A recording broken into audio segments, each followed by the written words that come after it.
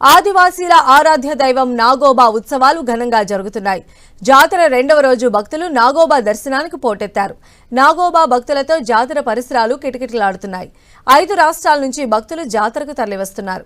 ఈ నెల 25న అధికారికంగా నాగోబా ఉత్సవాలు జరగనున్నాయి. రెండో రోజు రద్దీపై మరింత సమాచారం మా ప్రతినిధి ప్రేమ్ సాగర్ అందిస్తారు.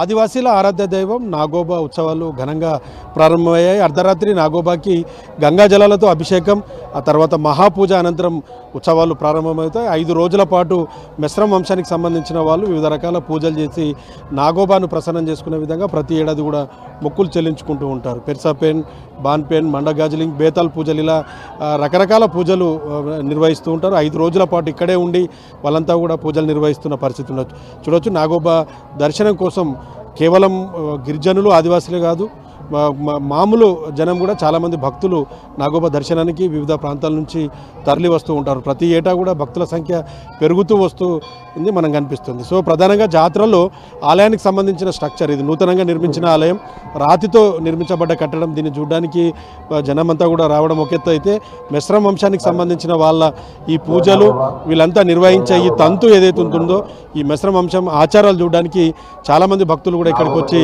ఇక్కడ ఉండి ఇవంతా కూడా చూస్తూ ఉంటారు. సో ప్రధానంగా నెల రోజుల పాటు ఈ నాగోబా ఉత్సవాలకు సంబంధించిన ఈ కార్యక్రమం అంతా కూడా కొనసాగుతుంది. పుష్య అమావాస్య రోజు కంటే ముందు ఒక నెల రోజుల పాటు పుష్యమాసం మొత్తం కూడా వీళ్ళు చెప్పులు లేకుండా, మెస్రం వంశస్థులు కావచ్చు, ఆదివాసులంతా కూడా చాలా నిష్ఠగా నియమంతో ఉంటారు.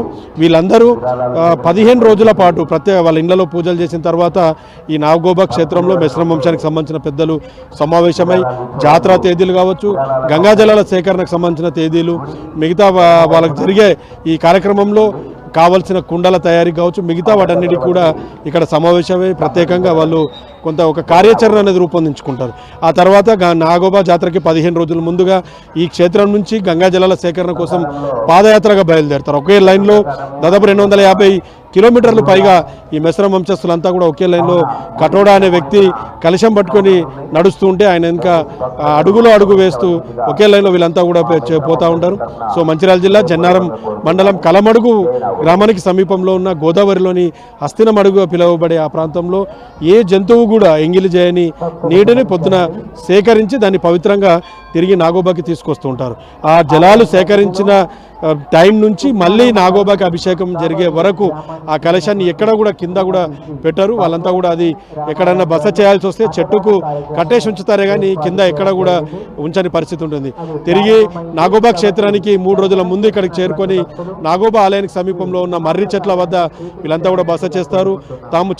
తమ వంశంలో చనిపోయిన పూర్వీకులు ఎవరైతే ఉంటారో వాళ్ళందరికీ సంబంధించిన పూజలు చేస్తారు. ఆ చనిపోయిన వాళ్ళకి పెద్ద కర్మలు లాంటి కర్మకాండాలు నిర్వహిస్తారు. ఆ కర్మకాండాలు నిర్వహిస్తేనే వాళ్ళు నాగోబా అర్చనకు, నాగోబా పూజకి అర్హులుగా ప్రకటిస్తారు. అందుకే 3 రోజుల పాటు ఈ మెస్రం వంశానికి సంబంధించిన వాళ్ళంతా కూడా మర్రి చెట్ల కిందనే ఉండి నాగోబాని ఆరాధించడం కావచ్చు, అటు పూర్వీకులని తలుచుకోవడం, వాళ్ళకి నైవేద్యాలు సమర్పించడం వంటి కార్యక్రమాలు చేస్తారు. ఆ తర్వాత పుష్యమాసం అమావాస్య రోజు ఉదయం పూట మెస్రం వంశానికి సంబంధించిన ఆడపడుచులు కుండల్లో అక్కడ కోనేటి నీటిని తీసుకొస్తారు.